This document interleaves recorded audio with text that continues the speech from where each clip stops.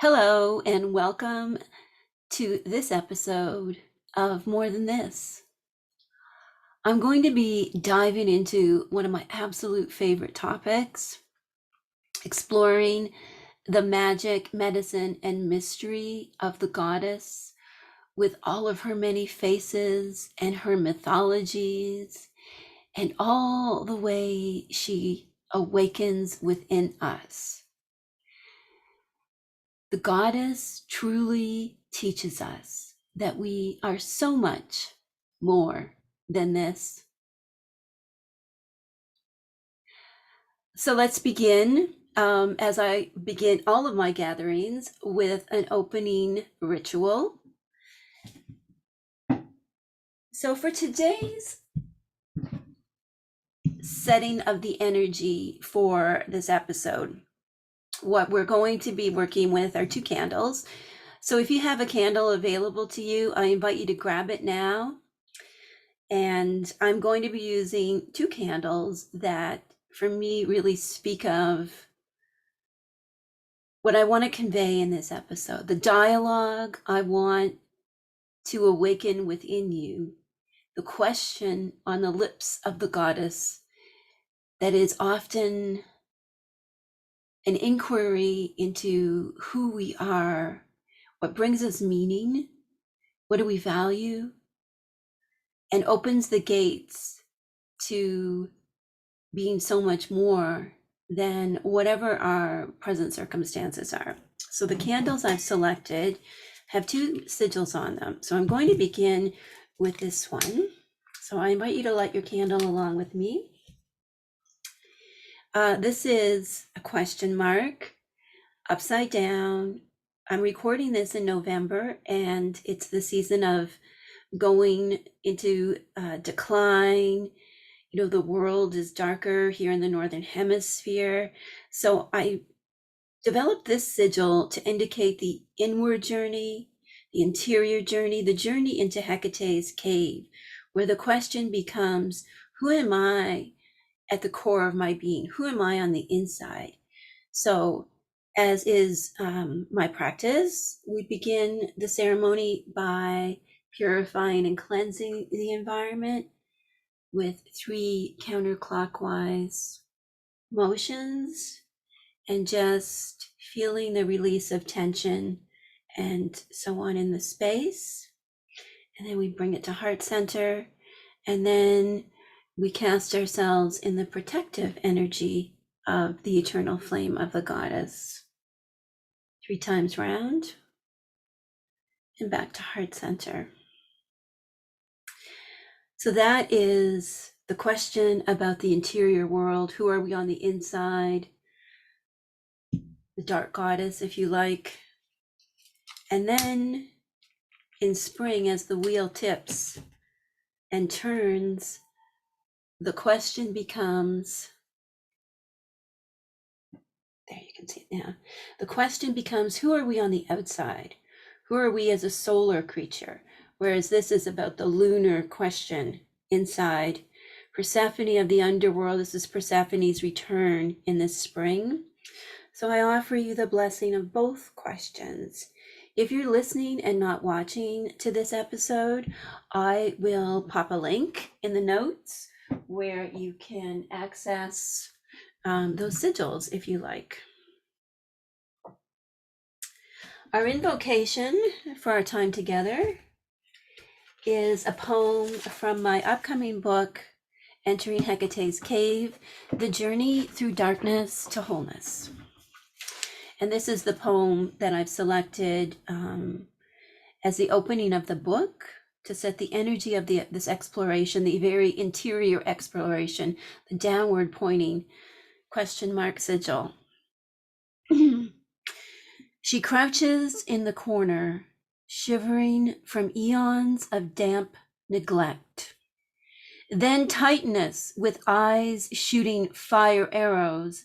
Next, ancient stone mother with snakes in her hair. Daughter, crone, mistress of life, bringer of death, the transforming wild goddess. trembling, dancing, relentless, thrumming, whispers, shouts, cave and mountain, river and desert, pulse of the universe. Go ahead, she says. Remain with your doom scrolling, panic inducing nonsense, plucking eyebrows yet never seen in the mirror.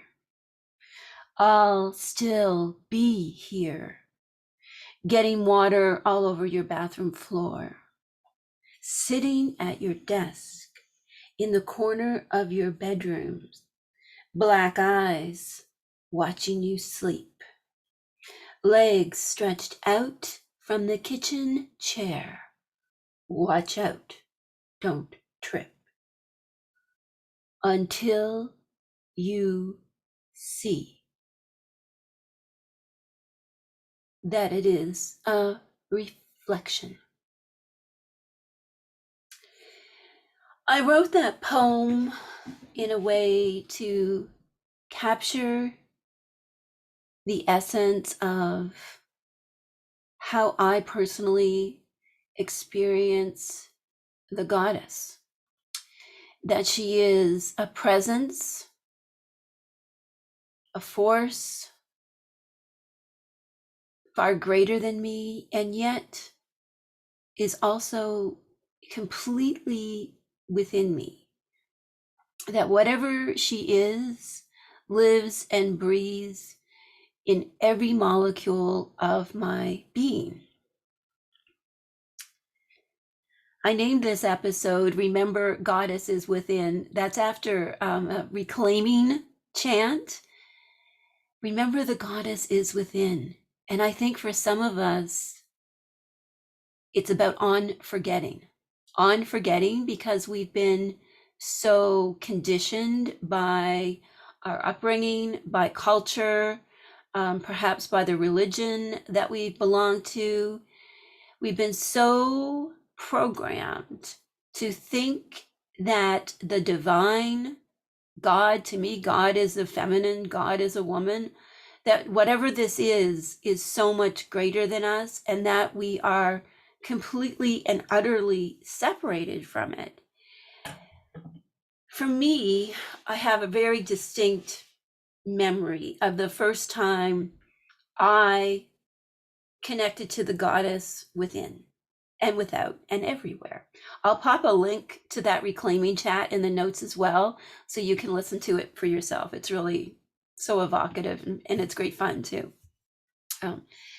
So for me, that first experience happened when I was a senior in high school. I was in like the advanced English class, and we had this really amazing teacher, Mrs. Joyce. She was a true representative of the goddess on earth. And she let us kind of rummage around in the books in the classroom, kind of on the bookshelf that weren't part of the curriculum after we had finished the curriculum. And I had two really profound experiences rummaging around in the old forgotten book section of that classroom. I want to talk about the one where I discovered the goddess within me, which was I was looking through like a poetry anthology book. And, in those moments of like goddess intervention, when she points us to something, there's that synchronicity and something just falls into our lap that completely changes everything. So for me, I was looking through this old poetry anthology. It was one of those big bound books. I remember it was like a mustard yellow color. Had that lovely old book smell.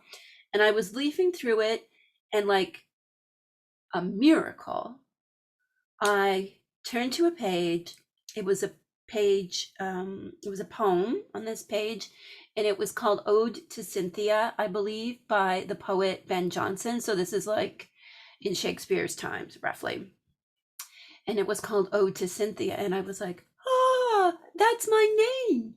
What is going on here? I had never to this point done any inquiry about the meaning of my name. My parents never talked about the meaning of my name. In my family, I was actually called Sissy. Out in the world, I was called Cindy, but my name was in fact Cynthia. So I was like, Ode to Cynthia, moon goddess, woo, game changer, life changer. Um, so I read this poem and I was like, wow, like, does Cynthia mean moon goddess? And up until that point in my life, I think I had maybe been exposed to some mythology and, poetry and whatnot, certainly in my upbringing. Loved Lord of the Rings, when I was in junior high. So I loved that, but there's not a lot of strong female characters in there. And it was the first time this poem, like, hail Mr. Johnson in his grave, because that poem just, whew, it awakened the goddess within me. I unforgot what because of my Pentecostal upbringing, being in the education system in the 80s, and all of those things just kind of like, woo, went away. And I was like, there was numinosity. Something just came out of that page and lit something within me in a way that had never been kindled in my life to that point. And that's when I fell in love with the goddess. And I remain, all these decades later, completely mesmerized by the mythology, by the historical practices of the different groups and religions centered around the goddess, on how people personally experience the goddess, and how I have walked with the goddess for all these years and where she's led me, and just what a wonderful, wonderful experience. How rich my life is because I opened that book that day. I was curious. I asked a question. And for me, the goddess, however you see her, it's about the question. To me, the goddess is the wildness of asking the question. It is about curiosity, personal exploration. It's not about dogma or doctrine. It's not about there's a right way and a wrong way to do this or that. It's about intuition. It is about what is lunar within us. And also, in terms of depth psychology, anima, ANIMA, anima, the feminine principle, which is very different than any kind of social constructed gender. The feminine principle, which is associated with intuition, the interior life, the soul, psyche, just leaning into what is free flowing and wild in the purest sense of the world. Wild doesn't mean disorganized or confusing. Wild is about being connected to our true essence, what is wild and untamed. And to follow up with my Ode to Cynthia poem, I went on a quest to discover what this was all about. This is pre-internet days or early internet days, right? And discovered that Cynthia was a name for Artemis. And so I completely fell in love with Artemis. And of course, Artemis is connected to Diana and so on. And it's led me, fed me my exploration of the history and mythology and how art celebrates or defiles the goddess. It hasn't stopped since I was like 16-year-old Cindy, very confused, feeling completely out of place in the world, like I didn't belong anywhere. And who'd have thought that I would find my place in the world, in the dusty old book, in a poem written by a long dead white guy, but it led me somewhere because I asked the question, what is this all about? And I continue to ask the question. And for me, that is, however you see the goddess, like, ask the question, because the questions lead us to break through that illusion of separation. The programming that we've endured tells us there is a right way to be. Here are the rules. go and do the things. If you do the things, you'll get rewarded. And that's how this all works. And for me, in all of my lived experience, that is completely not how it works. There is no rule book for life, and there is certainly no rule book for how you experience the goddess, whether you give her a certain name, if you want to personify her, if whatever it is. I don't think there is a rule book for that. Now, of course, I'm an author, so I write books, and one of my big kind of concerns that I brought to this episode was that I wanted to talk about the liberation of the goddess and asking those questions, and also say there are some things I know that can be really helpful for your examinations of the goddess. So I'm going to start getting into this area a little bit more, and we'll frame it with a passage from my book, Entering Hecate's Garden. So for me, the goddess in all of her many faces and ways is always in a garden and centered around herbalism, holistic herbalism. This has always been my journey, and perhaps you can imagine my excitement, and I want to say emancipation, when some years after my Artemis discovery, that my name Cynthia actually meant Artemis and so on. After this discovery, I've had a few other moments like that where I've been looking in these old books, and all of a sudden, all of the powers of the goddess and the numinous kind of descend on me or lift up from the pages into me, or there's this really amazing experience that happens. It's really difficult to put into words. So for me, the practice of what I call pharmakeia in this book is completely at the heart of my understanding of the goddess. So this is from the 3rd chapter called Preparation.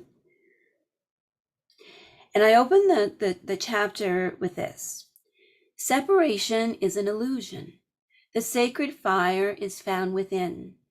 That fire is known by many names, but at its essence, it is the same vital force. This force fuels the verdant world and lives within the witch.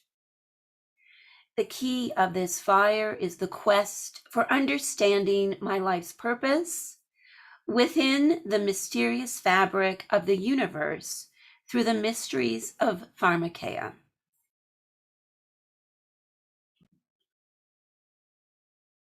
So to me, breaking through the illusion of separation is truly what the goddess does. This is how we learn that we are so much more than this.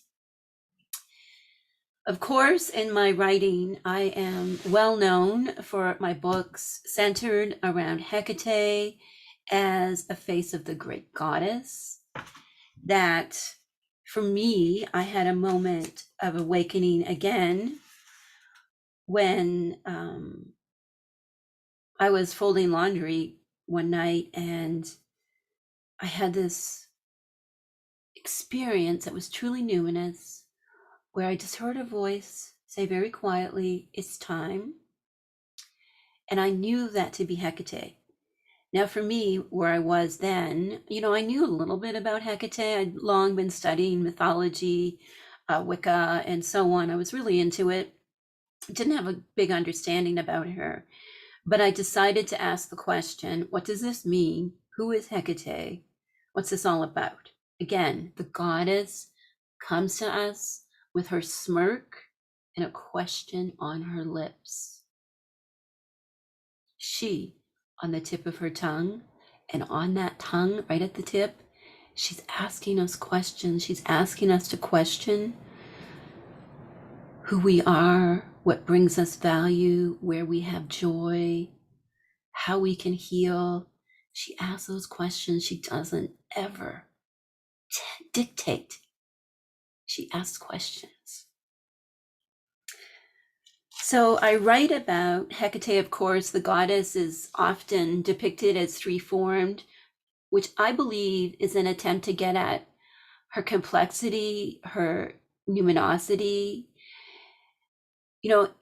She's slippery, right? Like she is slippery because she's always there, splashing water on the bathroom floor, sitting in the chair. And as mortals, we are trying to grasp something that is so intrinsic inside of us, and yet also so much more than us, that it's always going to be a challenge. And I think those questions help us figure out how we understand the goddess. And of course, this whole book is about me posing questions and going on those epic adventures through personal practice, teaching others, research, history, all of this, asking questions and pulling them together. And I hope my books always lead you to more questions as well. So I'll just read a little bit. This whole book is devoted to Hecate, but I just wanted to read you this about talking about the triple goddess. Hecate's three overarching roles as guardian, guide, and gatekeeper merge her portrayal in many ancient texts.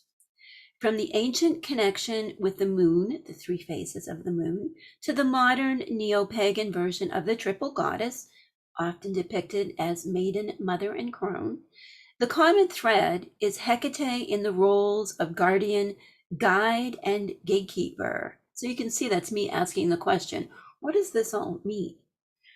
This reflects her long history as a three-formed goddess, but adapts the ancient epithets to our modern understanding. Perhaps the biggest question I'm always asking is, how can we take what is ancient and apply it to contemporary life?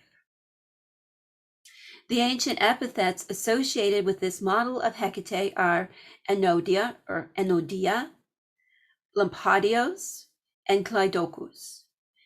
Enodia literally means of the way or at the crossroads, and is most indicative of her role as a guide for our earthbound journey, like Persephone. She comes back to the surface. Enodia is the guide along the way.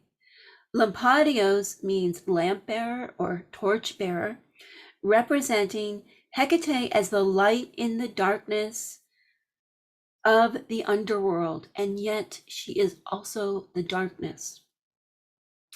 Hecate as Kleidokus, keeper of the keys, sits at the gate of the upper world, protecting her mysteries and waiting for us to reach out for each new key along our life's journey. The neo-pagan triple goddess model of maiden, mother, crone can also be included in this framework, with the maiden guardian of the underworld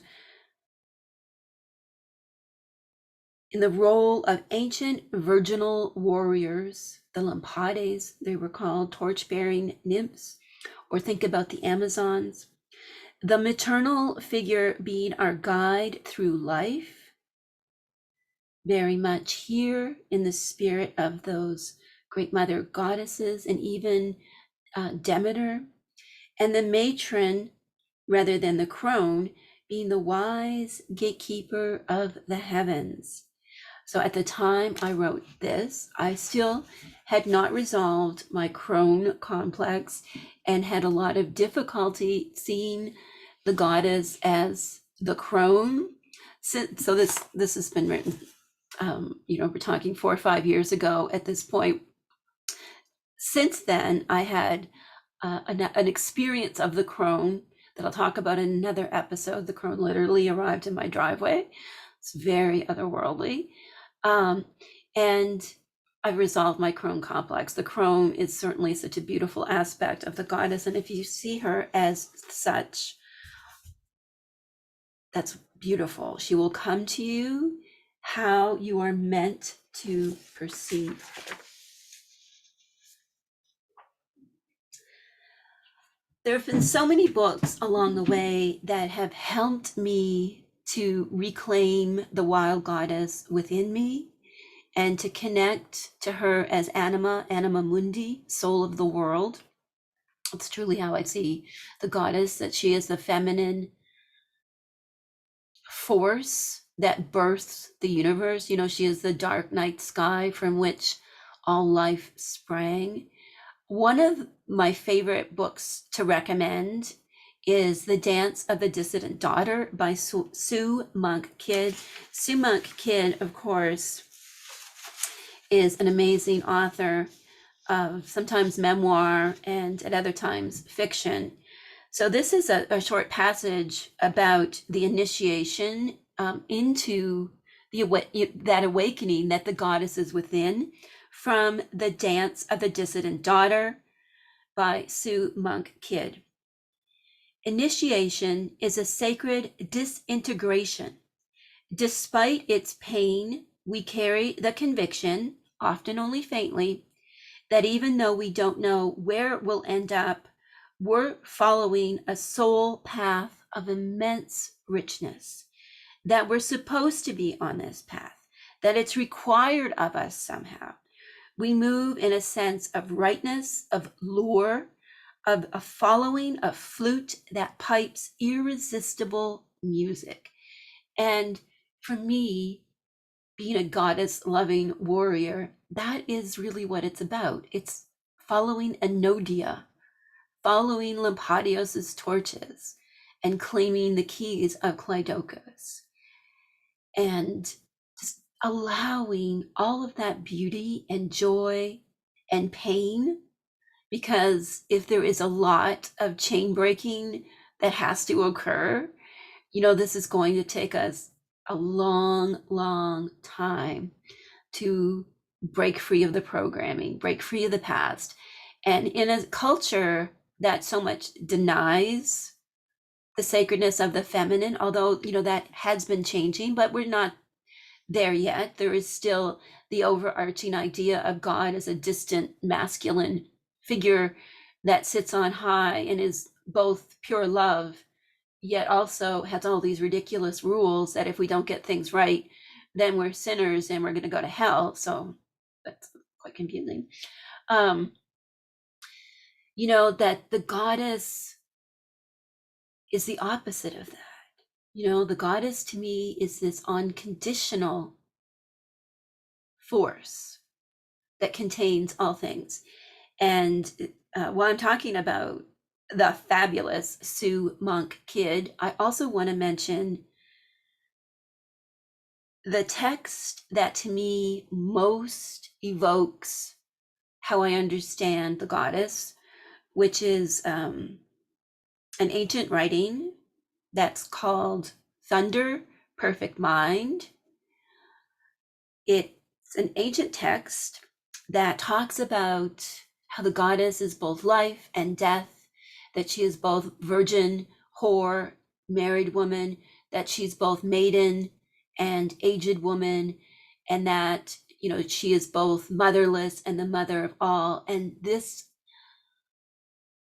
text to me just means absolutely everything. I don't care what name you call the goddess. I don't care how you see the goddess, but I do care that you at least read this. I have a little YouTube video of me reading this, and Sue Monk Kidd actually tells this beautiful fictional origin story of this text in her book, The Book of Longings, a fabulous novel about the sacred feminine and so on. I love that novel. It'll change your life. It's an amazing reimagination if Jesus had a wife and if she was a mystic, a seeker, if she was a question asker, if she had a largeness inside of her that was a big question mark, and that she stepped through that question mark, both into her personal underworld and then climbing up into the heights of knowledge, of gnosis, as you can see from the 2 sigils that I used to set the energy for our time together today. So I highly recommend that book if you are exploring what the goddess means to you. Really just dive in and allow the space to be what it wants to be. Wherever, allow the imagination to see her. You know, the goddess is about the imagination. And in our society today, so often the imagination is belittled, but everything is experienced through the imagination. Everything. You know, you look at research on eyewitness testimony, and you get a group of like 6 people that witness the exact same thing. They all have different accounts because our experiences, other mysterious factors, and so on, all filter what we know to be true. The imagination is everything. The imagination is so important in healing. And to me, the goddess is all about the imagination and the intuitive, in trusting what appears on that mind screen, in trusting what feels right and true to you, and just going into that imagination even deeper and even more. I was asked an interesting question recently in one of my classes that I teach in my school, the Kohina Institute. And the question was, do you consider yourself a hard polytheist? And I've been asked these questions in interviews and in other places. And I think this is a really good question. And so I want to talk about this for a minute, and then we're going to switch into Hecate's help desk and get into some really juicy questions. Because I ultimately think, although this is how you see the divine and slapping some fancy pants labels on it, I think it can be helpful in certain context. But I do not lose sleep trying to figure out if I'm a hard polytheist or all these other terms, or what type of theist I am. If indeed I am a theist, I don't lose sleep over that. I lose sleep in trying to understand the mythology around the goddess, trying to understand what artwork depicting her, even modern songs. That keeps me up at night. Whether or not I'm a hard polytheist, I don't ever think of it until someone asks me the question. Well, what the heck is a hard polytheist? I think it means that you clearly have ideas about deities, and you believe that they are actual entities and that there's separations between them. I think that's it in a nutshell. So, like, you would have Hecate here, and Artemis here, and Selene here, and maybe Semele over here, and maybe Kuan Yin over here, and they would all kind of be separate and different. That makes zero, big fat zero, sense to me. Never has made any sense to me. I don't even know how something so numinous, such as the goddess, like, why we would ever even want to do that. I understand that some people like to categorize things like that. For me, I try to be respectful of the mystery of the goddess, and not try to like pigeonhole her, like, so there's shelf here and a shelf there and a shelf there. That for me just doesn't work at all. Never has, can't imagine it ever would.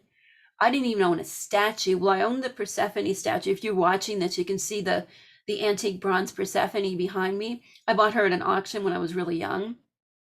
And I've owned that forever and loved it forever, but I never did like rituals honoring Persephone really at it, because I always thought that I could just talk to the goddess, that I could just experience her in nature in my dreams, that I didn't need a statue for the goddess to be with me.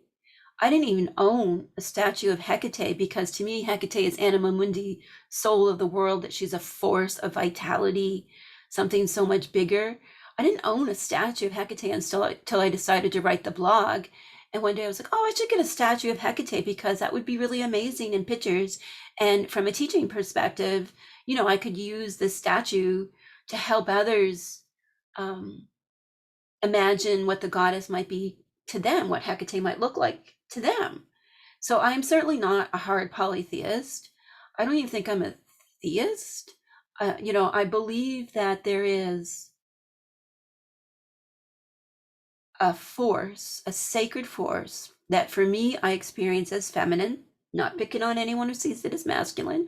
I certainly have a deep affection and affiliation with Hermes Mercury, so I'm not picking on that. But overarchingly for me, I see this force that runs through everything as feminine, and that it has like a consciousness and it has a will and it operates through archetypes. That's how I see it. I don't at all kind of see somewhere, I don't know where, Hecate is sitting on a throne looking like a woman running the show. Like, that is not how I see her. I don't believe in that at all, and I don't need to. It took me years to kind of reconcile how I see this with the God of my childhood and how others, kind of pigeonholed and shoved the goddess into this and that. It's like, I don't know if you ever had a relationship with someone and they kind of like put you on the shelf and they just take you off and dust you off when they want you. That never made any sense to me. I'm not criticizing anybody else. Look at you, do you. But for me, I totally believe that there is a deeper world, and that this deeper world is fueled by the energy of anima, the feminine numinous, and that for me, I experience this as many, many different faces of the goddess, and that this has been expressed throughout history, through mythology, folk tales, practices, religious practices. If you look at some of the Catholic saints as expressions of the goddess, there's so much beauty and depth even in that. And I just don't think I ever want to limit myself into thinking, that there's a certain way to experience the goddess, that my way is the right way and it's better than anybody else's way. That's just not for me. I love learning how other people experience the goddess, how they experience spirituality. For me, again, the goddess is all about the question, which leads us to the questions for this episode. Okay, so it's time for Hecate's Help Desk. In this installment of Hecate's Help Desk, I'm going to be answering 2 questions, so you get 2 for the price of 1. These are 2 questions I get asked often. At least weekly, I'll get a message from the info email from the website, or usually both, from students in my school about these 2 questions. So the 2 questions are, I'm new to all this goddess business. I'm falling in love with her and I want to connect with her. What do I do? And the second question is, where'd she go? So, it's like when we first kind of awaken to the goddess within, when we're remembering and unforgetting, it's very exciting. We can feel really charged up, activated, that oh yeah, I am sacred. And then after a period, it's like, well, she's gone. So I'm going to talk about both of these questions, how to get started, and then what to do when it seems like she's on vacation somewhere, nowhere near you. Okay. So question number 1 is, how do I connect with the goddess, with Hecate, for the first time? I'm new to all this. I'm feeling really overwhelmed. There's so much information out there, and I just don't know where to begin. I will say, what I always say in answering this question is, get a candle, even like a battery operated candle. Use a flashlight on your phone if that's what you have. Dim the lights, darken the space. Make sure you're, like in a safe zone where you won't be disturbed. Late at night is always great for this. even sitting in your bed, and just soften into the dim light, candle, whatever it is, and talk to her. Say, Goddess, Hecate, Artemis, Selene, Medea, Caradwyn, Bridget, whatever name you want to use, if you want to use one, what would you have me to know? And just allow that energy of what's so deep inside of you that you've forgotten, just allow it to come to the surface with gentleness and kindness, with the principles of passion, kindness, and integrity. And if you want, create a little altar to the goddess however you want. Take your candle, get an image of her. So much artwork about Hecate and all of the goddesses are available. That's one of the great blessings of living in the internet age, is that we have instant access to these things. It also can be an impediment, right? Like, it can dictate to us how we see her.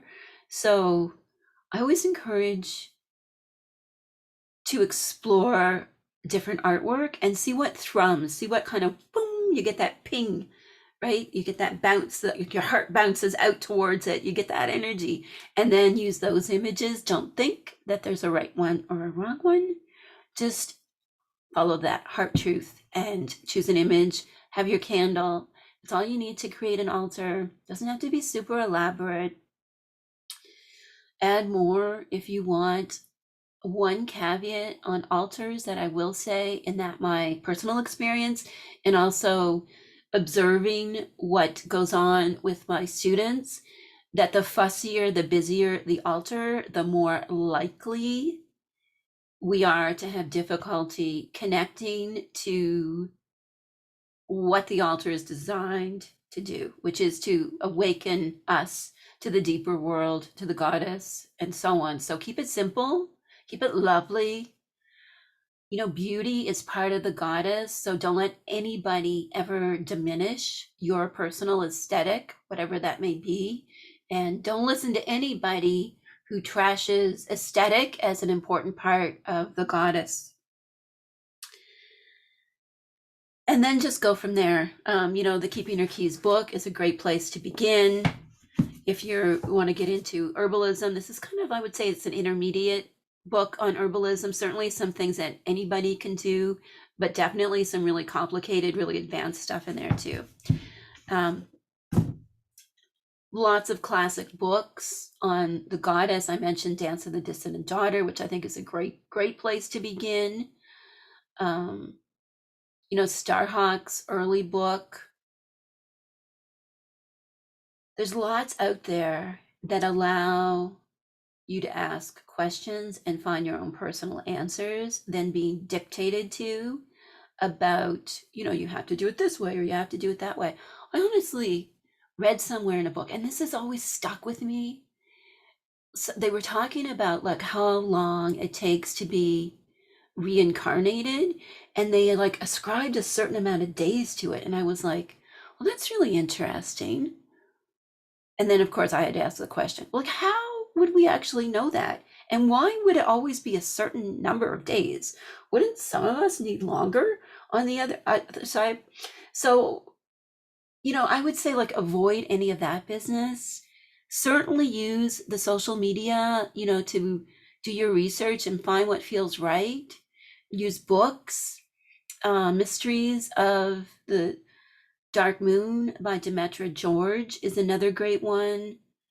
Just explore the goddess as she speaks and awakens to you. Maybe get a good book on mythology, or go on Theoi, THEOI.com, and just dive into the mythology if that's your thing. Get some coloring books and color and contemplate her. Just keep it simple. I write lots of big rituals, and I'll do a future episode on ritual.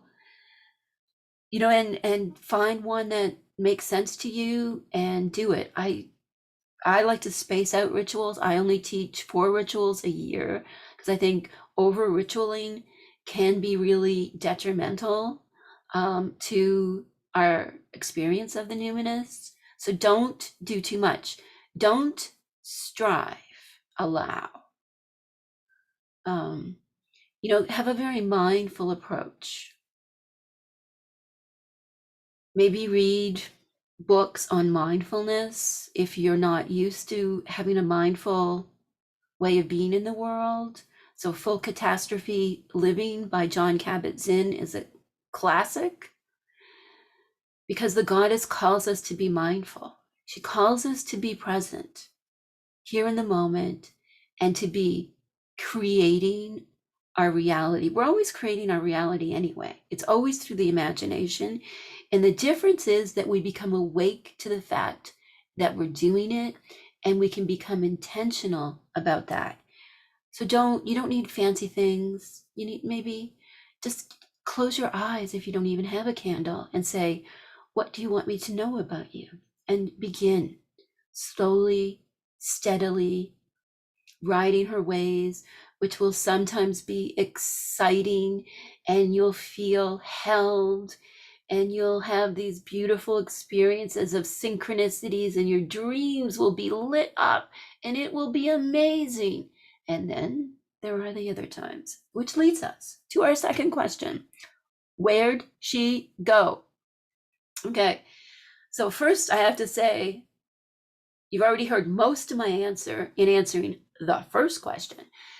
So for this question, I want to say this. It is always not about the energy of goddess infatuation, which we get when we first kind of awaken. When I was in that high school classroom, I was very infatuated. When I read in the Argonautica about Hecate's garden, I became infatuated, enchanted. When it comes to having a loving, enduring association with the goddess within and without and everywhere, there will be periods when you're not high on love. Like it's not, you think of a relationship, any relationship that we have, and in Keeping Her Keys, I talk a lot about the relationship with Hecate, that this is a relationship with ourselves, first and foremost, and also how we understand the goddess, the sacred, the divine, God, if you like. God is a woman in my world, and that's good and beautiful to me. So it's going to go through times when there is intense passion and so much excitement, so much desire, and then it'll be quieter, and that's okay. It's natural. Think about the times in your life when you have been drunk on love with someone, and like that is not sustainable. No one can live like that. And it comes like that with the goddess as well. You don't want to be like that. Always high on the goddess, really occupied by her. You want to create a relationship that is built on understanding and that can endure. I think a lot of people, when that first buzz starts to wane, they get really discouraged. It's like when we meet somebody and we are crazy in love and we're having like all the sex and can't live without them. Like when that starts to fall apart, then that's a lot of times when relationships end. And I think it works the same way with the goddess. I think that that initial high can wear off, and then it creates like what I call the emptiness and the invitation. And that's where we can really go deep, or we can stop doing what we're doing and move on to the next euphoria and just remain like addicts, basically, that we're like adrenaline addicts, where we only want the feeling of infatuation. We don't want enduring love. So if you do want enduring love and an enduring relationship with yourself and the goddess, embrace and lean into the times when it seems like she's not there. She's still there, right? She's still with you. This brings to mind that Christian poem about Jesus, you abandoned me when things really got bad, when the shit hit the fan. Jesus, where were you? And then the poem continues on to say, well, that was when I carried you. And I don't know if I would apply that to the goddess, but there's something to it, right? This whole idea that she feels like she's not with us. Maybe she's carrying us. She feels like she's not listening. Maybe she's waiting for us to say something. Or, you can't get that drunk adrenaline, super spiritual feeling. Maybe that's not what you need anymore. Maybe you've evolved. Maybe you've broken through that illusion of separation enough that there is a unification within, that you don't feel her as distant and removed because she's with you all the time. It's kind of like the difference between when you're first seeing someone and they don't live with you. And so it's all anticipating when you're going to see them again, when you're going to hear from them. And then you actually have been living together for years and there is a comfort, but that buzz is not there. But there is trust and respect and mutual understanding and kinship, which ultimately I'll effing choose that any day over being punch drunk on the goddess. That's rough. I've been there many times in my life. It's rough. You can't even get anything done. You can't get chores done. You can't focus. I'll take this settled, stable, enduring comfort with occasional experiences of something so much more. I'll take that any day over the insanity of being drunk on the goddess. She is within. So thank you so much for listening.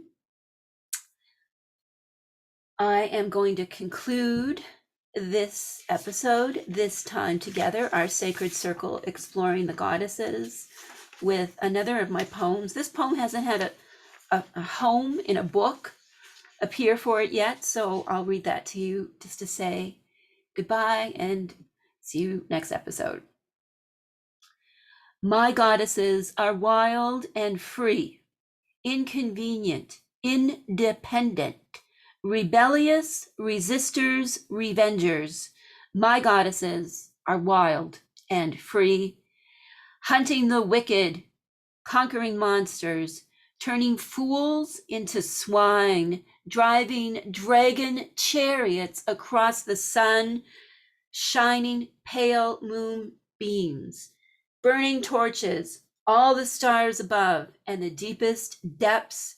My goddesses are wild and free, many faces, many moods. They scare the life into me.